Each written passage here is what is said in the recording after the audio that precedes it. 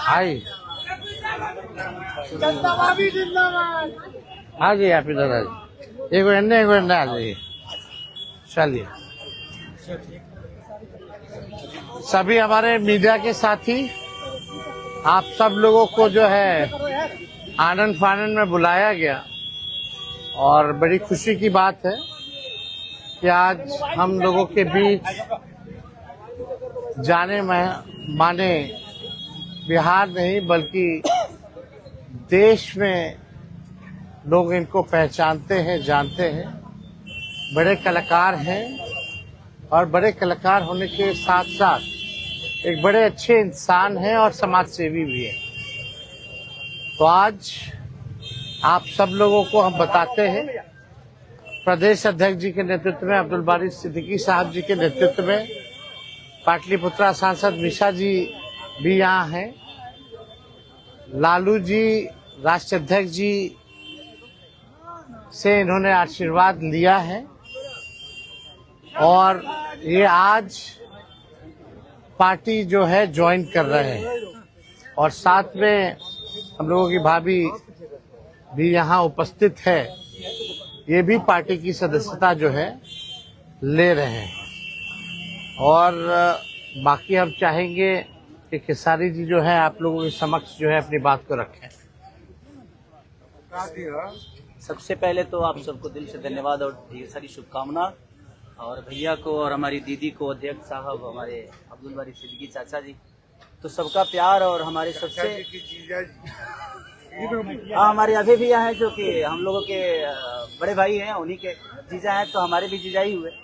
और हमारे चाचा मैंने उनका प्यार मैं ही नहीं बल्कि शुरू से एक विचारधारा में रहा हूँ, मैं उस परिवार का हिस्सा रहा हूँ और कोशिश भी यही रहती है कि इस परिवार का हिस्सा बन के मैं जैसे उन्होंने पूरी दुनिया को एक करके हमारी ताकत बने, उसी तरह हम पूरी दुनिया को एक ताकत की तरफ ले जाएं और अपनी पावर, अपनी क्षमता से, अपने हुनर से, अपने विचारधारा से दुनिया को एक अलग दिशा दें।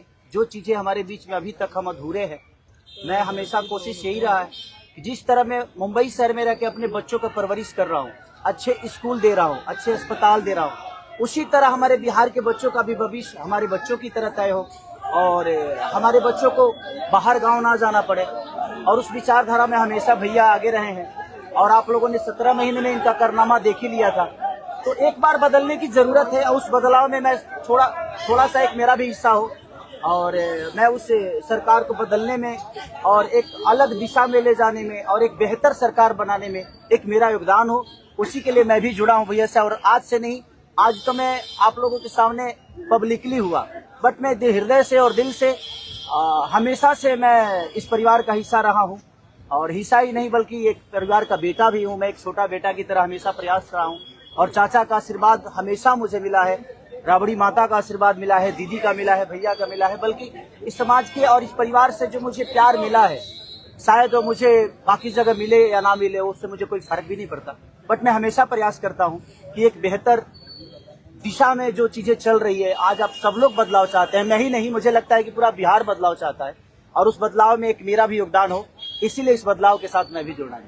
देखिए एक मिनट, जैसा इन्होंने कहा कि कोई एमएलए मुख्यमंत्री और सरकार बनाने की बात नहीं है बल्कि हम लोगों को बिहार बनाने का काम करना है और हम लोग नए सोच के हैं, नया बिहार बनाना है। पढ़ाई, दवाई, कमाई, सिंचाई, सुनवाई और कार्रवाई वाली सरकार हो। एक ऐसा बिहार बनाए जो पलायन मुक्त हो, बेरोजगारी जो है जड़ से समाप्त हो, महंगाई गरीबी खत्म हो, कारखाने लगे, निवेश आए, उद्योग आए, शिक्षा चिकित्सा व्यवस्था जो है बेहतर हो। और मुझे बड़ी खुशी है कि हम सब लोग नौजवान मिलकर के, आप ये भी जानते होंगे, हम भी, हमारी तो लड़ाई रही है कि भाई बेरोजगारी को जड़ से समाप्त किया जाए। 17 महीने 5 लाख नौकरी दिया गया, 3.5 लाख नौकरी प्रक्रियाधीन कराया गया, 4.5 लाख नियोजित शिक्षकों को राजकीय कर्मी का दर्जा दिया गया। अब मेरा, हम लोगों का एक सपना है कि बिहार से बेरोजगारी खत्म हो और हमने जैसा आप सब लोगों के सामने कहा है कि हमारा संकल्प है, हमारा प्रण है और हमने लोगों से वादा किया है और हमने पहले भी कहा है, तेजस्वी की उम्र कच्ची हो सकती है पर जुबान पक्की है। जो कहा है वो किया है, जो कह रहे हैं वो करेंगे और हम सब लोग मिलकर के नया सरकार तो बनाएंगे ही बनाएंगे।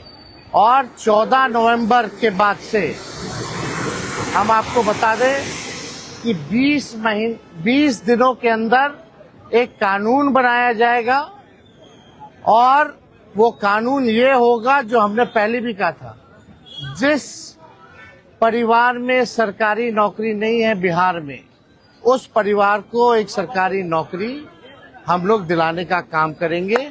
ये हम लोगों का संकल्प है और इसको सरकार बनते ही 20 महीने में जो है हम लोग जो है पूरा करने का काम करेंगे। तो कोई सवाल है तो पूछ सकते हैं। जी, कल आपने कहा कि अभी तक चुनाव लड़ने की बात नहीं हुई है, हमारी पत्नी नहीं बोली है।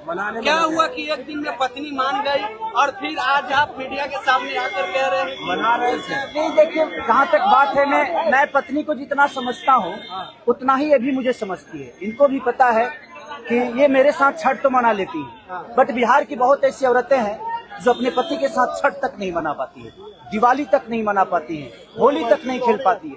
तो मैंने इनसे बोला कि बिहार बदलाव की तरफ जा रहा है, हम चाहते हैं कि हमारे यहाँ के माता बहन बेटी 24 घंटा अपने पति की सेवा करे और 24 घंटा अपने परिवार के साथ वो पति रहे, वो इंसान रहे। तो ये तभी संभव है जब हमारे यहाँ रोजगार होगा।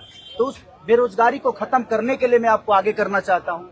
तब इन्होंने उस बात को समझा और उसके बाद हम लोग आए हैं और प्रयास है कि हर वो महिला, हर वो बेटी, हर वो बहन, हर वो भाई, हर वो बेटा अपने पिता के साथ रहे, हर वो बहन अपने पति के साथ रहे, हर वो भाभी अपने भाई के साथ रहे।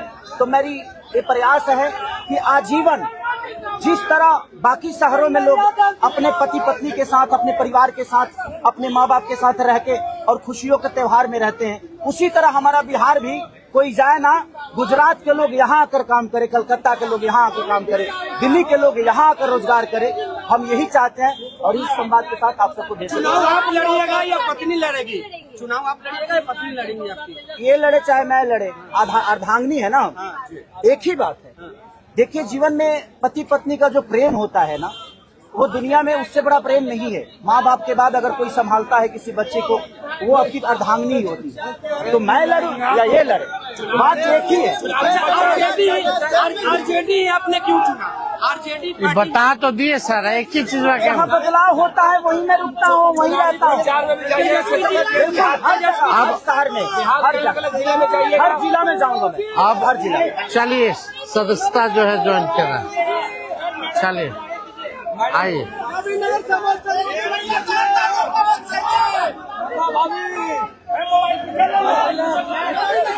चलिए, बहुत शुक्रिया, चलिए शुक्रिया।